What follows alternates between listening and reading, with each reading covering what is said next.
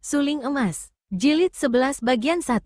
Sejenak Lucian meragu. Sulit untuk menerobos keluar melalui pintu depan tanpa diketahui. Ia sangsi apakah ia akan mampu menerobos di antara sekian banyak tokoh Wesio Xiao Limpai yang tersohor sakti. Kemudian ia teringat akan cerita ayahnya tentang para Wesio Xiao Limsi. Selain terkenal sakti, juga para Wesio Xiao Limsi adalah pendeta-pendeta yang tekun dalam agama. Maka ia lalu mengambil keputusan. Dengan menekan debaran jantungnya, ia menyarungkan pedangnya, kemudian muncul keluar dari balik arca dan berjalan dengan langkah tenang, dada dibusungkan, menuju keluar. Tentu saja gerakannya ini tidak terlepas dari pendengaran para Wesio yang sedang berdoa. Namun tepat seperti perhitungan Lucian, para Wesio itu tidak mau menunda sembahyang mereka, sungguh pun mereka merasa terkejut, heran dan juga marah sekali. Bagaimana ada seorang wanita muncul dari ruangan dalam kuil? Padahal sebuah di antara larangan yang amat keras dari kuil Xiao Limsi dimanapun juga, adalah hadirnya seorang wanita ke bagian dalam kuil. Merupakan pantangan keras karena para tokoh Wesio maklum bahwa di antara segala godaan, yang paling mudah menjatuhkan keteguhan batin para pendeta adalah wanita. Akan tetapi deretan anak murid Xiao Limpai yang berlutut paling belakang, yaitu golongan murid yang tidak menjadi pendeta, tidaklah setekun para Wesio itu. Melihat munculnya seorang wanita muda cantik berpedang dari balik arca, terkejutlah mereka dan bangkitlah kecurigaan mereka. 6 orang murid Xiao Limpai sudah melompat dengan gerakan ringan, menghadang di pintu tengah antara ruangan tengah dan ruangan depan. Para tamu yang hadir di ruangan depan juga menjadi heboh. Melihat dirinya dihadang, Lucian tersenyum dingin. Ingin ia menyerbu keluar, akan tetapi maklum bahwa cara ini bukanlah cara yang bijaksana.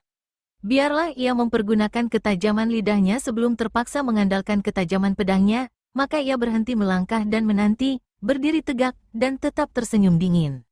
Ia tahu bahwa murid-murid Xiao Limpai yang bukan pendeta itu biarpun masih banyak di antara mereka yang muda-muda, rata-rata memiliki kepandaian tinggi karena mereka ini pun merupakan murid-murid Qian Hai Hosiang ketua Xiao Lim. Memang sesungguhnya lah dugaan Lucian ini. Di antara anak murid yang bukan pendeta, memang banyak yang langsung menjadi murid Qian Hai Hosiang, bahkan murid-murid bukan pendeta inilah yang rata-rata memiliki kepandaian tinggi karena mereka ini adalah murid ilmu silat, bukan murid agama. Di antara para Wesio, kiranya hanya 2 orang yang menonjol kepandaiannya, yaitu Cheng Han Wesio dan Cheng Hye Wesio, sungguh pun mereka itu sejak kecil hanya belajar agama dan kebatinan, dan baru setelah tua mempelajari ilmu silat.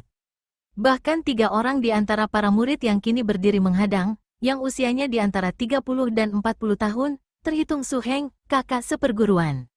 Cheng Han dan Cheng Hye Wesio, sungguh pun kedua orang Wesio ini lebih tua usianya. Mengapa demikian? Karena 3 orang ini sudah lebih dulu menjadi murid mempelajari ilmu silat dari Qian Hai Hosiang. Akan tetapi 6 orang murid Xiao Limpai itu hanya berdiri menghadang dengan sinar mata tajam, tidak turun tangan karena memang mereka hanya bermaksud mencegah wanita cantik itu keluar dari situ. Mereka tidak akan mengganggu suasana hening dan penuh khidmat dalam upacara sembahyang itu. Akhirnya selesailah pembacaan doa dan para Wesio itu bangkit berdiri. Segera Cheng Han Wesio yang keras dan jujur itu membentak, "Wanita dari mana berani mati memasuki kuil kami tanpa izin?" Lucian menentang pandang mata Wesio itu sambil tersenyum mengejek, tanpa menjawab. Tak sudi ia menjawab. Pertanyaan itu dilontarkan dengan cara begitu kasar. Pada saat itu, para tamu yang melihat sembahyangan telah selesai banyak yang mendekat untuk melihat peristiwa aneh itu. Tiba-tiba seorang di antara mereka berseru, "Ah, dia Tok Xiao Kui." Mendengar julukan Tok Xiao Kui, iblis cilik beracun, ini semua orang kaget sekali. Lucian dengan tenang mengerling dan melihat dandanan orang itu seperti Piao Su, pengawal. Ia dapat menduga bahwa orang itu tentulah ada hubungannya dengan para Piao Su Hongma Piao Kiok yang telah menghancurkan pertalian asmara antara dia dengan Tan Hui. Para pendeta mendengar julukan yang biarpun masih baru namun sudah terkenal itu, terkejut. Qian Hai Hosiang sendiri lalu berkata, "Omi Tohut, kiranya Puteri Beng Kaucu yang sengaja datang membikin geger. Nona, di antara kami kaum pendeta Xiao Limpai tidak pernah ada urusan dengan Beng Kau, bahkan hubungan antara Pinceng dan ayahmu, Beng Kaucu Pat Jiu Sin Ong tak pernah dikotori oleh permusuhan. Mengapa kau hari ini mengganggu upacara sembahyang kami?" Mendengar ucapan yang sopan dan sikap yang sabar dari kakek itu, Lucian lalu berlagak penuh kehalusan. Ia menjura dengan penuh hormat dan suaranya lemah lembut dan merdu ketika ia menjawab. Harap Lo Suhu sudi memaafkan saya yang lancang. Karena mendengar dari ayah bahwa Xiao Limpai paling benci kepada wanita dan memberi pantangan bahwa lantai pedalaman kuil Xiao Limpai tidak boleh diinjak kaki wanita, dan sekali terinjak kaki wanita lantai akan dicuci dengan abu dapur, maka saya menjadi tertarik dan tidak percaya. Maka, menggunakan kesibukan di Xiao Limsi ini, saya sengaja mencuri masuk untuk melihat-lihat. Kiranya tidak ada apa-apanya di dalam, yang macam begitu saja melarang terinjak kaki wanita. Sungguh keterlaluan. Akan tetapi, betapapun juga saya mohon maaf kepada Lo Suhu dan biarlah setelah pulang akan saya ceritakan kepada ayah bahwa biarpun para pendeta lain di Xiao Limsi galak-galak dan benci wanita, namun ketuanya amat peramah dan baik hati. Qian Hai Hosiang tertawa dan menggeleng-geleng kepalanya. Sungguh cocok dengan ayahnya. Pandai dan keji, baik tangan maupun mulutnya. Sudahlah, Nona cilik. Melihat muka ayahmu dan mengingat bahwa hari ini adalah hari baik, biarlah Pinceng menganggap pelanggaran berat ini seperti tidak pernah ada. Kau boleh pergi. Ia menghela napas panjang. Suhu, izinkanlah Ticu, murid, mengajukan pertanyaan lebih dulu. Munculnya wanita ini sungguh mencurigakan. Qian Hai Hosiang mengangguk. Boleh, tapi jangan lupa, Pinceng telah memberi ampun akan pelanggarannya. Pelanggaran memasuki kuil memang telah Suhu beri ampun. Akan tetapi siapa tahu ada pelanggaran lain yang lebih hebat. Hei, Tok Xiao Kui, jawablah lebih dulu pertanyaan Pinceng, sebelum engkau pergi dari sini. Lucian membalikkan tubuh dan menghadapi Wesio itu dengan senyum mengejek. Panas dadanya mendengar ia disebut setan cilik beracun, sebuah julukan yang diberikan orang kepadanya di luar kehendaknya. Heh, setan tua busuk, kalau pertanyaanmu tidak busuk, baru akan kujawab. Kurang ajar, berani kau memaki Pinceng? Cheng Han Wesio membentak dan matanya melotot. Lucian juga pelototkan matanya. Kau menyebut aku setan cilik beracun, aku pun menyebut engkau setan tua busuk, apa bedanya? Bukankah itu berarti antara kita sudah impas, satu-satu? Bukan main marahnya Cheng Han Wesio. Ia adalah seorang di antara murid Xiao Limpai yang dipercaya suhunya, bahkan dialah calon ketua kelak, karena sejak saat gurunya mengundurkan diri untuk bertapa, Cheng Han Wesio lah yang mewakilinya. Karena ini ia senantiasa bersikap penuh wibawa dan sungguh-sungguh. Siapa nyana hari ini ia dipermainkan seorang wanita muda di depan banyak tamu. Kalau ia tidak ingat akan pesan suhunya, tentu ia sudah turun tangan memberi hajaran kepada setan cilik ini. Baiklah akan kusebut Nona kepadamu. Nona, tadi Suhu sudah mengampunimu. Akan tetapi, kami tidak percaya engkau akan dapat memasuki pekarangan belakang kuil tanpa diketahui penjaga. Tentu ada yang membantumu masuk. Katakan, siapa dia yang membantumu? Diam-diam Lucian merasa heran. Para penjaga di belakang tadi sudah tahu agaknya akan perbuatan Quan Bi. Kenapa kepala gundul ini belum tahu? Ah, tentu saja. Mereka ini tadi sedang sibuk berdoa. Tentu hal itu belum dilaporkan. Ia tersenyum lebar dan menjawab, Lo Suhu, kuil ini adalah kuilmu, yang menjaga adalah penjagamu. Bagaimana aku bisa tahu akan kelalaian penjagamu? Tentang bagaimana caranya aku masuk ke pekarangan belakang, itu kewajibanmu untuk mencari tahu dan menyelidik. Sudah, aku mau pergi. Nanti dulu, bentak Cheng Han Wesio, suaranya mengguntur. Wesio tua, kau mau apa? Lucian menoleh ke arah Qian Hai Hosiang dan berkata, Lo Suhu yang mulia, muridmu yang satu ini benar-benar tidak patut. Terpaksa saya berlaku kurang hormat kepadanya. Cheng Han, mengapa menahan dia? Lebih baik lekas-lekas suruh dia pergi. Wesio tua itu mengomel dan diam-diam ia mencela muridnya yang hanya mencari perkara saja menghadapi wanita ini. Di depan begini banyak orang, wanita berandalan ini tentu dapat membuat para Wesio Xiao Limsi menjadi buah tertawaan orang banyak. Suhu, Cheng Han Wesio memberi hormat kepada gurunya. Dia baru saja berkeliaran di dalam kuil, siapa tahu dia mengambil sesuatu. Mendengar ini, Lucian terkejut sekali. Tak disangkanya Wesio galak itu ternyata bukan orang bodoh. Ia lalu cepat melangkah maju, mengedikkan kepala membusungkan dadanya mendekati Qian Hai Hosiang dan berkata nyaring, Lo Suhu, apakah ada orang menyangka aku mencuri benda di kuil? Hayo geledahlah aku, geledahlah. Ia melangkah maju dan dadanya yang membusung itu menantang, agak berguncang ketika ia menghampiri ketua Xiao Limsi sampai dekat. Omitohut, Qian Hai Hosiang melangkah mundur, ngeri menyaksikan dada membusung itu begitu dekat. Pinceng takkan menggeledah. Kau, Wesio tua, Kau mau menggeledah? Kau menuduh aku mencuri? Hayo geledahlah, tak tahu malu, geledahlah aku. Kini ia menghampiri Cheng Han Wesio yang juga mundur-mundur kewalahan, mukanya berubah merah sekali. Menuduh orang mencuri, disuruh menggeledah tidak mau. Cih, benar-benar menyebalkan. Aku tidak mau berdiam lebih lama lagi di sini. Lucian melangkah lebar menuju ke pintu. Mendadak berkelebat bayangan putih yang tahu-tahu sudah menghadang di depan Lucian. Dia adalah seorang wanita berusia 40 tahun lebih, pedangnya di punggung, kelihatan gesit dan gagah. Cheng Han Suheng, kakak seperguruan, benar. Kau harus digeledah, bentak wanita ini. Lucian memandang dengan mata bersinar marah.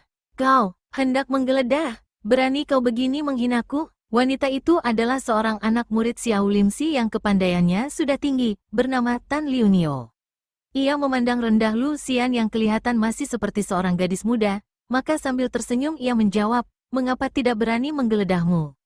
Kedua tangannya bergerak cepat sekali, hendak meraba tubuh Lucian. Akan tetapi tiba-tiba wanita itu mengeluarkan seruan kaget, tubuhnya sudah mencelat jauh ke belakang, mukanya pucat karena hampir saja ia celaka. Ketika ia menggerakkan tangan tadi, Lucian juga bergerak dan tahu-tahu secepat kilat dua jalan darah maut di tubuhnya sudah diserang oleh Lucian, sehingga jalan satu-satunya bagi Tan Liunio hanyalah melompat ke belakang secepat mungkin sehingga ia terhindar daripada malapetaka yang hebat. Lucian tersenyum mengejek, siapa lagi hendak menggeledahku? Orang-orang gagah dari Xiao Limpai memang hanya suka menghina seorang wanita. Hayo kalian wesio-wesio perkasa, siapa mau menggeledah? Siapa mau menggunakan kesempatan ini untuk menghina seorang wanita, meraba-raba badannya dengan dalih menggeledah?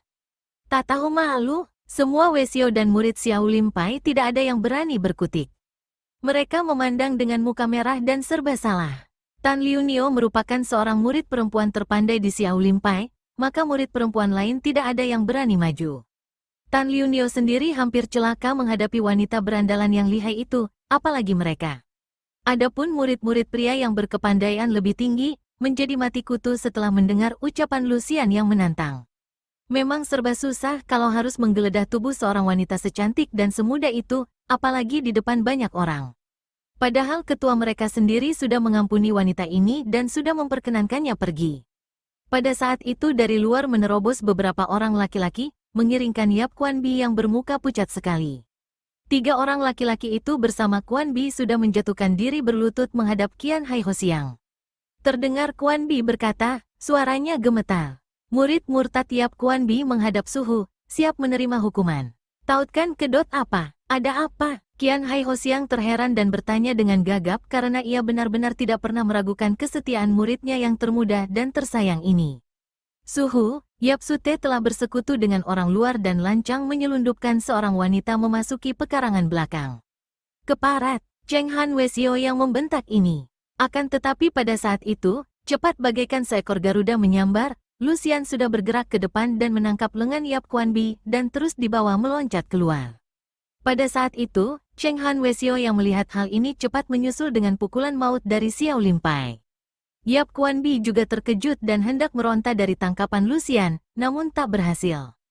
Pada saat itu pula pukulan Cheng Han Wesio tiba. Biarpun tidak menyentuh tubuhnya, namun tiba-tiba ia merasakan dadanya sesak sehingga pemuda ini langsung muntah darah. Melihat Kuan Bi pingsan, Lucian lalu memanggulnya dan sambil meloncat ke depan, tangan kirinya bergerak menyambit ke belakang. Pada saat itu 3 orang murid Xiao Limpai tingkatan atas bersama seorang wanita, yaitu Tan Liunio sudah mengejar. Mereka berempat terkejut sekali dan cepat-cepat mereka lompat menghindarkan diri dari sambaran sinar merah senjata rahasia Lucian. Ketika mereka mengejar terus, mereka telah tertinggal jauh. Tentu saja sukar bagi mereka berempat untuk dapat menyusul Lucian karena Lucian telah mempergunakan ginkangnya yang hebat, yang ia pelajari dari mendiang Hui Kiam Eng Tan Hui, yaitu ilmu lari cepat Chuan In Hui, terbang menerjang mega. Untung bagi Lucian, Cheng Han Wesio dan Cheng Hie Wesio yang hendak mengejar pula telah dicegah oleh Qian Hai Hosiang yang berkata, Omitohut, semoga Sang Buddha melimpahkan kesadaran kepada mereka yang sesat. Cheng Han dan Cheng Hie, tak usah mengejar. Ketiga Su Hengmu dan seorang Sumoimu sudah cukup. Kita tidak perlu menanam bibit permusuhan dengan golongan lain. Kurasa 4 orang muridku itu sudah maklum. Asal dapat menangkap kembali Kuan Bi dan membawanya ke sini untuk menerima hukuman, cukuplah. Demikianlah, Upacara sembahyang di kuil Xiao Limsi yang tadinya akan dibuat besar-besaran dan meriah, ternyata menjadi sunyi dan muram akibat peristiwa itu. Para tamu juga tahu diri, melihat keadaan tuan rumah tertimpa urusan yang tidak menyenangkan mereka lalu berpamit dan meninggalkan kuil itu dalam keadaan suram. Lucian berlari cepat sekali. Setelah memasuki sebuah hutan 30 mil jauhnya dari Kimpeng, ia berhenti dan meletakkan tubuh Quan Bi di atas rumput, terlindung dari sinar matahari senja oleh pohon besar. Segera ia memeriksa keadaan kekasihnya itu. Ketika membuka bajunya, tampak kulit dada membayang biru, tanda bahwa Quan Bi telah menderita luka pukulan yang cukup hebat. Cepat ia mencari air untuk membasahi kepala pemuda itu, lalu memberinya pula minum sedikit. Quan Bi siuman kembali dan membuka matanya. Melihat Lucian, ia tersenyum dan menggeleng kepalanya. "Lu Cici, kakak perempuan, aku telah membikin kau banyak susah." Lucian menggunakan pipinya menutup mulut pemuda itu dan berbisik di telinganya. "Hus, kau mengigau, bicara dibolak-balik. Akulah yang membuat kau menderita seperti ini. Akan tetapi jangan takut, selama ada aku di sini, tidak ada seorang pun boleh mengganggumu, siapapun juga dia." Quan Bi tersenyum, akan tetapi berbareng dua titik air mata membasahi pipinya, lalu kembali dia menggeleng kepala dan menarik napas panjang. "Tidak mungkin, dosaku terhadap Suhu dan Xiao Limpai tidak boleh kuhindari, aku harus kembali ke sana. Lu Cici kau pergilah, tinggalkan aku. Budimu sudah terlampau banyak. Cinta kasihmu takkan kulupakan selama hidupku. Kau tinggalkanlah aku, biar ku hadapi sendiri kemarahan Suhu." Lucian menciumnya. Timbul rasa sayangnya kepada pemuda ini, rasa sayang yang terdorong rasa haru mendengar betapa pemuda ini amat mencintainya, cinta sungguh-sungguh, cinta yang membuat pemuda itu sanggup berkorban untuknya. Belum pernah ia dicinta orang seperti ini, kecuali agaknya, cinta kasih Kwiseng yang telah mati. "Tidak, aku tidak akan pergi dari sampingmu. Mereka itu boleh saja datang dan mereka hanya akan dapat mengganggu dirimu jika aku sudah menjadi mayat." Lu Cici, Lu Cici. Quan Bi merangkul dan roboh pingsan pula. Guncangan jantungnya akibat rasa haru dan kasih ini membuat napasnya sesak dan luka itu menyerangnya lagi, membuatnya pingsan. Lucian cepat menaruh telapak tangan kirinya ke atas dada yang terpukul, lalu sambil duduk bersila ia mengarahkan sinkangnya untuk membantu kekasihnya memanaskan jalan darah, memperkuat hawa sehingga luka itu akan cepat sembuh. Ia duduk dalam keadaan begini sampai senja terganti malam. Bulan sudah muncul sore-sore dan keadaan menjadi terang seperti siang.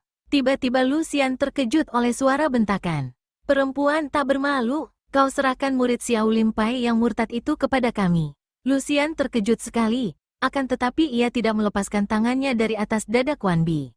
Ia hanya mengerling dan tampaklah olehnya 4 orang berdiri tidak jauh dari pohon. Yang seorang adalah wanita yang tadi hendak menggeledahnya, maka ia memandang rendah. Yang 3 adalah laki-laki semua, yaitu murid-murid Xiao Limpai yang tadi ia lihat ikut menghadang di pintu. 2 orang berusia 40 lebih. Yang seorang lagi paling banyak berumur 40, mukanya putih halus seperti pemuda belasan tahun, tubuhnya kecil akan tetapi matanya berkilauan terkena cahaya bulan. Orang kedua berkumis kecil panjang bergantung ke bawah, sedangkan orang ketiga bermuka kurus sehingga tulang-tulang pipinya menonjol keluar, tampak menyeramkan. "Cih, perempuan tak tahu malu, menculik laki-laki." Wanita yang bukan lain adalah Tan Liunio murid Xiao Limpai itu mencaci. Panas hati Lucian, wataknya yang nakal membuat ia sengaja memanaskan hati orang. Ia menunduk, merangkul leher dan mencium Quan Bi yang masih pingsan dengan mesra dan lama. Dengan hati geli ia mendengar betapa Tan Liunio mengeluarkan suara menyumpah-nyumpah dan meludah, sedangkan laki-laki berkumis itu membentak lagi. "Kami mengingat ayahmu ketua bengkau, dengan baik-baik minta kembalinya adik seperguruan kami. Akan tetapi bukan berarti kami takut kepadamu. Jangan sesalkan kami kalau kami menggunakan kekerasan apabila kau membangkang." Lucian tertawa mengejek dan ringan bagaikan seekor kupu-kupu ia melompat ke atas cabang pohon dan dari situ ia melayang turun. Indah sekali gerakannya, indah seperti seorang dewi kahyangan menari dan seperti seekor kupu-kupu terbang melayang mencari madu kembang. Dengan ringan sekali ia melompat pula ke depan 4 orang murid Xiao Limpai itu sambil berkata, "Betul kalian tidak takut kepadaku? Kalau tidak takut, kenapa kalian mau mengeroyokku berempat?" Lucian berkata sambil tersenyum manis. "Siapa hendak mengeroyok? Tak tahu malu?" Kami orang-orang Xiao Limpai bukanlah pengecut yang suka mengandalkan jumlah banyak mencari kemenangan, bentak si muka halus yang bernama Long Qiat. Begitukah? Jangan-jangan hanya untuk bersombong saja begitu. Nanti kalau sudah terdesak lalu melolong-lolong minta bantuan kawan dan sambil menebalkan muka kalian berempat maju berbareng. Cukup, kami datang bukan untuk berdebat, kata si kumis yang bernama Lo Kong Siong. Kuulangi lagi, kami datang untuk membawa pulang Yap Kuan Bi, tidak ada sangkut pautnya dengan kau. Wah, jangan galak-galak, bagaimana tidak ada sangkut pautnya dengan aku? Kalian hendak membawa pulang dia untuk dipukul lagi? Untuk dihukum? Enak saja. Aku yang tidak suka membiarkan dia disiksa. Si muka kurus yang bernama Tan Bok, kakak misan Tan Liunio, tak sabar lagi. Ia membentak sambil menudingkan telunjuknya yang hanya tulang terbungkus kulit itu ke arah muka Lucian, bocah setan banyak tingkah. Kami datang berurusan dengan Sute, adik seperguruan, kami sendiri, mengapa kau turut campur? Kau berhak apakah mencampuri urusan dalam orang-orang Xiao Limpai seperti kami? Kalian berempat dan semua orang Xiao Limpai yang tak tahu malu. Kalian semua berhak apa mencampuri urusan pribadi Yap Kuan Bi dan aku? Kami saling mencinta, kalian tahu? Kami saling mencinta, dan kami berhak, sama-sama muda sama-sama suka, kalian mau apa? Tentu saja aku tidak membiarkan kalian membawa pergi Yap Kuan Bi yang sudah terluka oleh si keledai gundul tadi. Kurang ajar kau, sekali lagi kuperingatkan, lebih baik kau mundur dan jangan mencampuri urusan Xiao Limpai, kata Lo Kong Siong marah. Tidak bisa tidak aku mencampuri urusan Yap Kuan Bi. Pendeknya, aku melarang kalian membawanya pergi, habis perkara. Kau menantang, kumis Lo Kong Siong bergerak-gerak. Terserah, aku sudah berjanji bahwa orang hanya dapat membawa tubuh Yap Kuan Bi kalau aku sudah menjadi mayat. Iblis betina, kau sudah bosan hidup? Hai hik, kalian hendak mengeroyok. Lucian mengejek. Kunasihatkan kalian, kalau memang hendak memaksa dan hendak menyerangku, lebih baik kalian maju berempat mengeroyokku, karena kalau maju seorang demi seorang berarti mengantar nyawa dengan sia-sia. Perempuan sombong, bentak Leong Qiat marah. Toa Su Heng, kakak seperguruan tertua, biar Xiao, adik seperguruan, mengusir iblis betina ini.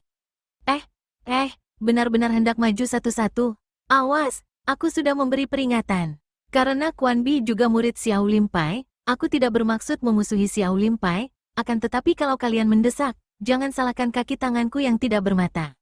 Sombong, Leong Qiat sudah menerjang dengan ilmu silat tangan kosong Lo Han Kun yang terkenal tangguh itu. Dengan kuda-kuda terpentang dan langkah diseret hampir berbareng, ia melancarkan pukulan bertubi-tubi ke arah dada dan pusar.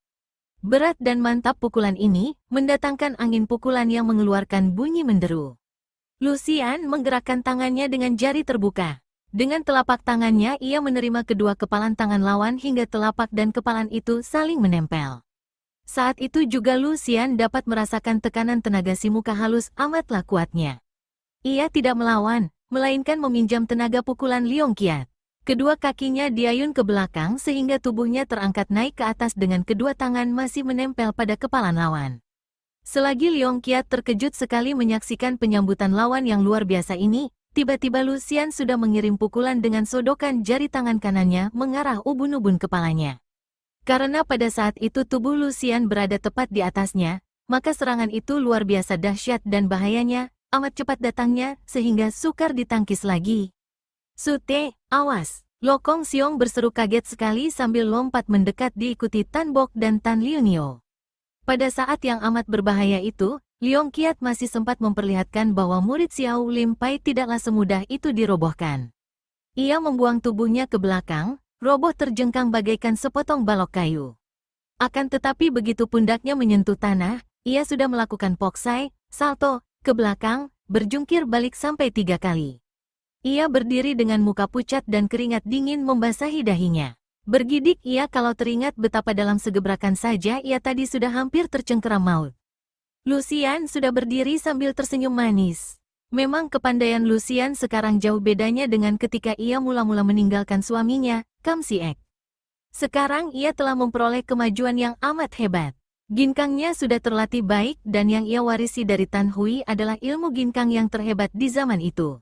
Juga ia telah mempelajari 3 macam kitab Sampo Chin Kong dari ayahnya, maka baik ilmu silat tangan kosong maupun ilmu pedangnya sudah meningkat beberapa kali lipat.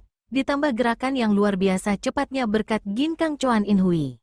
Sudah kukatakan, lebih baik kalian mundur dan jangan ganggu aku dan Yap Kuan Bi. Atau kalau kalian nekat mengajak berkelahi, majulah berbareng. Kalau satu-satu, percuma, tidak akan ramai. Bukan main pedas dan tajamnya kata-kata ini memasuki dada keempat orang murid Xiao Lim Pai itu. Akan tetapi melihat kenyataan bahwa memang ilmu kepandaian wanita ini seperti iblis, dia memang bukan lawan mereka kalau maju seorang demi seorang. Bahkan seandainya Cheng Han Wesio sendiri yang maju, belum tentu saudara seperguruan itu akan dapat menandingi Lucian. Kau menantang kami maju berempat, kata Lo Kong Siong hati-hati. Hai Hik, mengapa tanya-tanya lagi? Majulah bersama, biar lebih asyik aku melayani kalian berempat. Bukan kami takut maju seorang demi seorang, akan tetapi kau menantang dan kau terlalu menghina. Ji Wisute, kedua adik seperguruan, dan Sumoy, adik seperguruan wanita, mari kita basmi iblis betina sombong ini, seru Lo Kong Siong sambil mencabut senjatanya, sebatang ruyung berwarna hitam yang tadinya ia sembunyikan di bawah bajunya. Tan Liu Nio dan Leong Kiat mencabut pedang masing-masing, sedangkan Tan Bok mengeluarkan senjatanya yang hebat, yaitu sehelai rantai baja. Mereka segera mengambil kedudukan empat penjuru, mengurung Lucian dengan gerakan perlahan dan langkah teratur, mata tak berkedip memandang lawan yang terkurung di tengah-tengah. Lucian masih tersenyum, kedua kakinya membuat kuda-kuda menyilang. Tubuhnya miring, kedua lengannya diangkat ke atas, melengkung di atas kepala dengan jari-jari tangan terbuka. Pasangan kuda-kudanya ini amat manis seperti orang menari, akan tetapi menyembunyikan kesiapsiagaan yang lengkap dan gagah. Keluarkan senjatamu, bentak Lo Kong Siong yang menjadi pimpinan sambil mengangkat ruyungnya ke atas. Aku sudah siap, seranglah. Mengeluarkan senjata tak usah kau perintah, jawab Lucian seenaknya. Ciut, Sing, Wer, keempat senjata itu sudah menyambar ganas, sinarnya tertimpa cahaya bulan menyilaukan mata. Akan tetapi keempatnya hanya mengenai angin karena tubuh Lucian sudah lenyap menjadi bayangan yang berkelebatan dan menyelinap di antara sinar keempat senjata itu. Bukan main hebatnya Ginkang Chuan In Hui itu. Makin hebat empat senjata itu menyambar dan mengikuti gerakan bayangannya, makin cepat pula Lucian bergerak dan mendadak. Krang, kringge, terang-terang, bunga api berpijar dan berhamburan. Tanpa dapat diikuti pandang mata lawan, tahu-tahu Lucian sudah memegang Toa Hong Kiam di tangan kanannya dan sekaligus ia telah menangkis keempat buah senjata lawan. Hanya Tan Liu Nio seorang yang merasa betapa tangan kanannya yang memegang pedang serasa lumpuh karena ia kalah tenaga. Akan tetapi tiga orang murid Xiao Lim Pai yang lain dengan girang mendapat kenyataan bahwa biarpun dalam ginkang mereka kalah jauh oleh Lucian, namun mengenai tenaga sinkang, setidaknya mereka dapat mengimbangi. Maka mereka mendesak makin hebat, mengerahkan tenaga dan berusaha mengadu senjata agar pedang di tangan Puteri Beng Kau Chu itu terpukul lepas.